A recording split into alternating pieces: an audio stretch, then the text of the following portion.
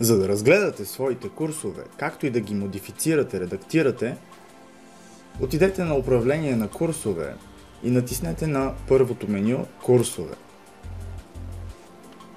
Ще отидете в меню, където ще имате списък с всичките ваши курсове, налични в системата, както и да имате възможността да ги филтрирате според тяхният режим и тип, дали са за самообучение, дали са с подпомагане от инструктор или с фиксиран график. Филтриране по тип публикация, дали са активно публикувани или не. Филтриране по категории, които сте задали във вашата система. А ако разгледаме малко в детайл как функционира това меню за всеки от тях, имате следните неща.